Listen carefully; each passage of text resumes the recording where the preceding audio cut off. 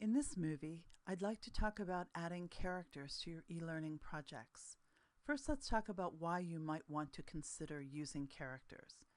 Characters can help your learner become comfortable and familiar with the course. So a character can be used to help guide your user through the course, maybe show up at when a topic is changing or if there's a difficult concept. Those are some of the reasons why characters are really useful. You also don't want to overuse characters, so be very careful to not put one on every slide. And I gave some examples when you're switching topics. I've added a character if I have a slide that's very light on content, or maybe if I have a difficult concept for my learner to grasp, I might sync some audio with my character just to drive home that point. Cartoons can be used for characters as well, as long as the situation merits it. So my rule for this slide is, yes, use characters in the shape of cartoons for comic relief, but only when appropriate. So the blue anteaters you see here I actually used in a purchasing department's e-learning content. And it was a very math heavy content, very hard to grasp. So it's nice to throw in a little comic relief every once in a while if your client is open to it. The blood drop, we use that in a blood campaign for a different client. Again, just something cutesy that is goes with the topic, but just adds a little bit of humor.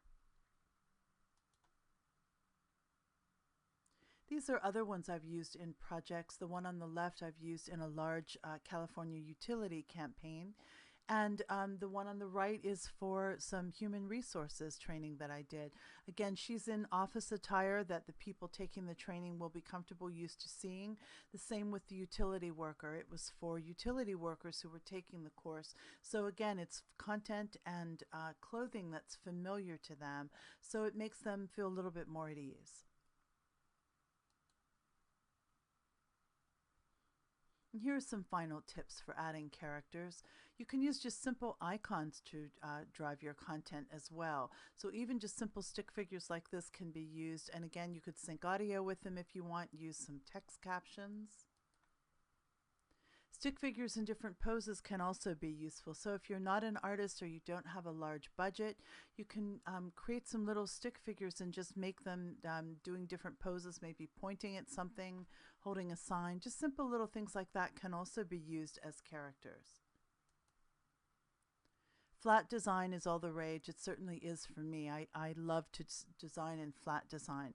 So flat design icons can be used, and you can also use the features in Captivate, Storyline, and PowerPoint if you want to go in and recolor them. And I'll show that in this last one here as well. So here I've just taken the same icon and I've changed the background behind it, and I've also recolored it right in Storyline and got a whole different look. So even if you don't have the money or the resources to use a lot of different icons, you can change them up by using that recolor feature as well. So these are just some of the tips that I use when I'm adding characters to my e-learning projects.